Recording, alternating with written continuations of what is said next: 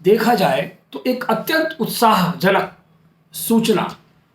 जो हम सबके पास है, अगर मैं इसको दृढ़तापूर्वक कहूं कि इस देश में जमींदारी प्रथा का उन्मूलन करने का श्रेय सरदार वल्लभ भाई पटेल को जाता है, तो वह जमींदारी उन्मूलन तो हो गया, जमींदारी प्रथा समाप्त हो गई।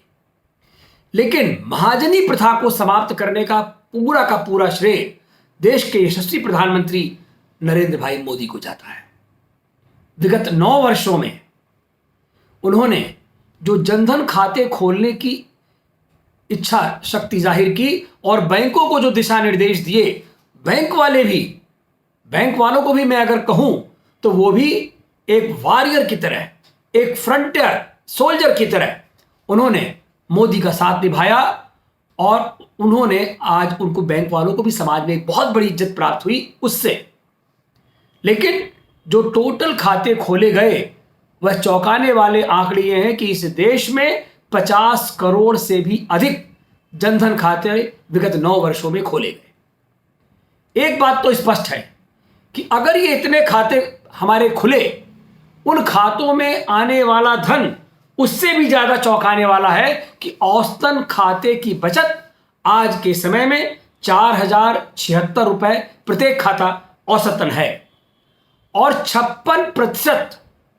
खाता धारक महिलाएं हैं। उसके साथ ही 54% लोग सुदूर ग्रामीण अंचलों के हैं। तो डिजिटलाइज इंडिया करने का भी श्रेय नरेंद्र भाई मोदी को ही जाएगा कि डिजिटल इंडिया की तरफ उन्होंने बढ़ावा दिया। मुझे याद है कि जब 9 वर्ष पूर्व जनधन खाते खोलने के लिए हम लोग बैंकों में जाते थे और बैंक हम लोग का बहुत सहयोग करता था, लेकिन जो बाहर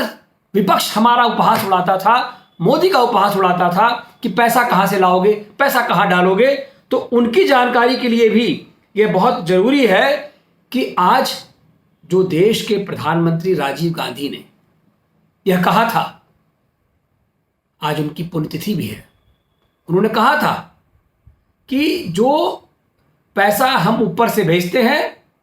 उसका 15% तक नीचे पहुंचता है, बाकी बीच में बिचौलिए खा जाते हैं। तो प्रधानमंत्री नरेंद्र मोदी जी ने उनसे ही यह सीख करके दृढ़ निश्चय किया कि अब बिचौलिए को 1 पैसा नहीं खाने देंगे, क्योंकि उन्होंने यह कहा था, न खाऊंगा न खाने दूंगा।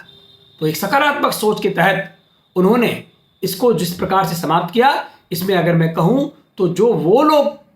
जो दलित, जो ऐसे लोग जो लोग बीच में बिचौलिए का काम करते थे और लोगों का, चाहे वो कृषि का धन हो, चाहे अनुदान की राशि हो, चाहे वो गन्ना मूल्य हो, जिस प्रकार का भी जो सरकार का धन होता था उसमें जो बिचौलिए खेल करते थे वो पूरी तरह समाप्त हुआ। भ्रष्टाचार पर पूरी तरह से अंकुश लगाने का जो 0 टॉलरेंस की नीति सरकार की थी वह भी कामयाब हुई। उस प्रकार से उन्होंने उसको भी रोका, बिचौलियों का भी रोका और लोगों को बचत करने की भी एक प्रेरणा मिली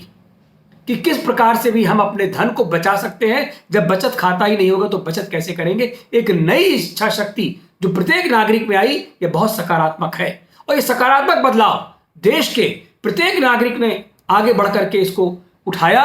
यह एक बहुत बड़ी सोच की तरफ परिलक्षित करता है कि आने वाले समय में जो डिजिटलाइज इंडिया है, डिजिटल इंडिया है, लोगों का जो संपर्क है, मैं छोटे से छोटे लोग भी, चाहे मूंगफली वाला हो, पान वाला हो, ठेले वाला हो, रेडी वाला हो, कोई भी हो, वह पूरे तौर पर आज